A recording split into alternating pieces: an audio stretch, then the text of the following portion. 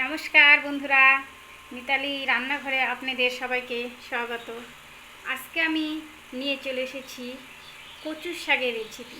আজকে আমি আপনাদেরকে এই কচুর শাকের একটা রেসিপি রান্না করে দেখাবো। তো এই কচুর শাকটা রান্না করতে আমার যা যা উপকরণটা লাগবে আমি সেটা আপনাদেরকে এখন একটু দেখিয়ে নেব।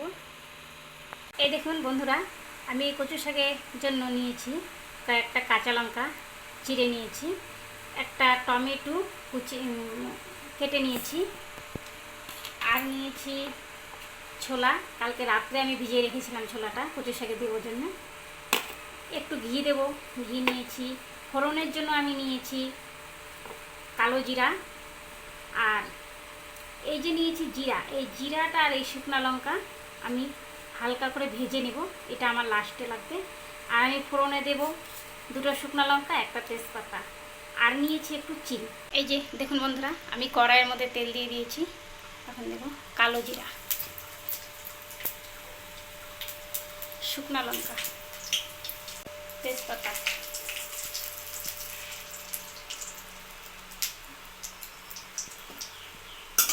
এখন দিয়ে দেবো চিড়ে রাখা কাঁচা লঙ্কাগুলো।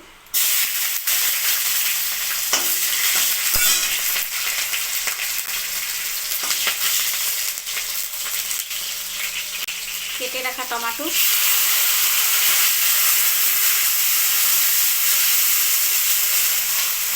এখন আমি এখানে দিয়ে দেবো এই যে ভেজানো ছোলাগুলো তেলের মধ্যে দিয়ে দেবো।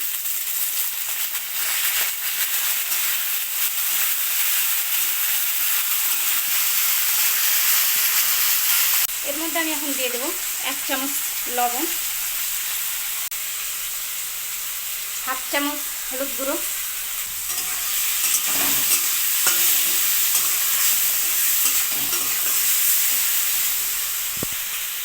এটা আমি একটু নেড়ে চেড়ে নিয়েছি।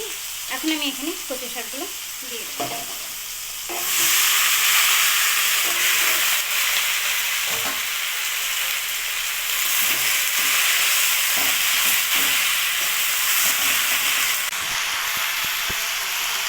সবগুলো কচু শাক আমি দিয়ে দেবো।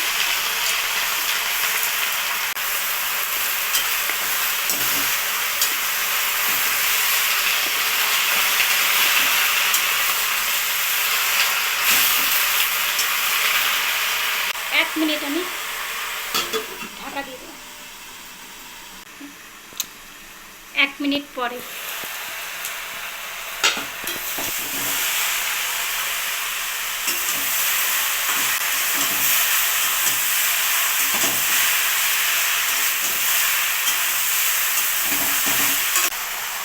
বন্ধুরা, এখন আমি আরও একটু লবণ দিয়ে দেবো। তখন দিচ্ছি, এখন আর একটু দিয়ে দেবো, তখন একটু কম দিয়েছিলাম।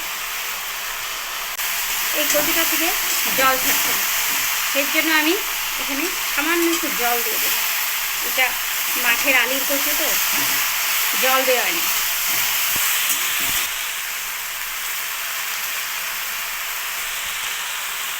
সিদ্ধ হওয়ার জন্য সামান্য একটু জল।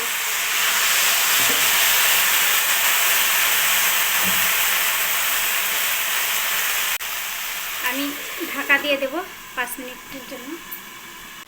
দেখুন বন্ধুরা, আমি একটা এখানে তাও জিরা আর এই লঙ্কাগুলোকে ভেজে নেওয়ার জন্য একটা তাওয়া বসে দিয়েছি। এখানে আমি লঙ্কাগুলোকে ভেজে নেব, লঙ্কা আর জিরাগুলোকে ভেজে নেব। এখন দিয়ে দেবো এখানে একটু জিরা। এই যে জিরাটা ফুটছে, এখন আমি অফ করে দেবো, এটা নামিয়ে নেব। তো দেখুন বন্ধুরা, আমি এখানে নিয়ে নিয়েছি 4টা শুকনো লঙ্কা ভাজা আর 1/2 চামচ জিরা ভাজা। এটা আমি এখন মিক্সচারের মধ্যে পেস্ট করে নেব, গুঁড়ো করে নেব। এই দেখুন বন্ধুরা, আমি জিরা আর শুকনো লঙ্কাটাকে গুঁড়ো করে নিয়েছি। এখন এটা কচু শাকটা নামানোর আগে দেব। 5 মিনিট পরে আমি চলে এসেছি, দেখি এটা কি হলো।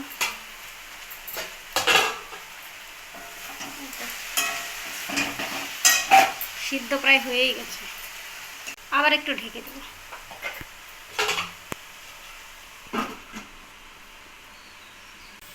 ঢাকনাটা আবার খুলে নেব। করার পরে জলটা হয়ে গেছে।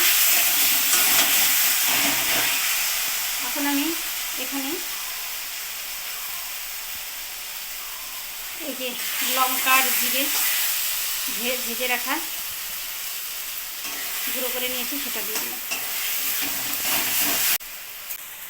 এখন আমি এখানে সামান্য চিনি দিয়ে দেবো, বেশি দেবো না, আমি সামান্য দেবো। আবার একটু নাড়াচাড়া করে নিই। একটু নাড়াচাড়া করে নিলে এইভাবে করে, তাহলে দু একটা ডান্টি যদি থেকে থাকে ডান্টিটা গলে যাবে। বন্ধুরা, কচু শাকের এই রেসিপিটা আমি একদম নিরামিষভাবে করেছি। এখানে আমি কোনো পেঁয়াজ রসুন দিইনি। আপনারা চাইলে পেঁয়াজ রসুন দিয়েও করতে পারেন।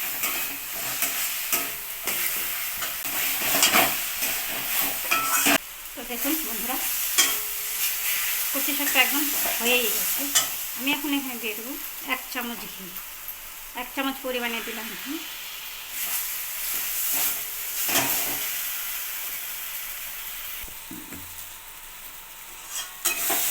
কচু শাকটা বন্ধুরা একটু এভাবে নেড়ে নেবেন, তাহলে একদম গলে যাবে, কিছু শক্ত ডান্টি কিছু থাকবে না।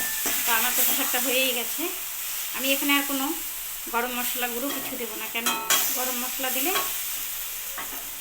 কচু শাকের সেন্টটা একটু আলাদা হয়ে যায়, ওই জন্য আমি গরম মশলা দেবো না। এখন আমি এটা নামিয়ে নেবো, হয়ে গেছে।